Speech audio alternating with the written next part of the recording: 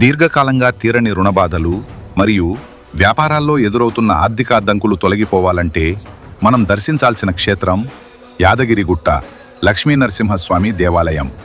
తెలంగాణ తిరుపతిగా పిలువబడే ఈ పుణ్యక్షేత్రంలో నరసింహస్వామివారు 5 రూపాల్లో స్వయంభూవుగా వెలిసి భక్తుల దారిద్ర్యాన్ని తొలగిస్తూ అనుగ్రహిస్తున్నారు.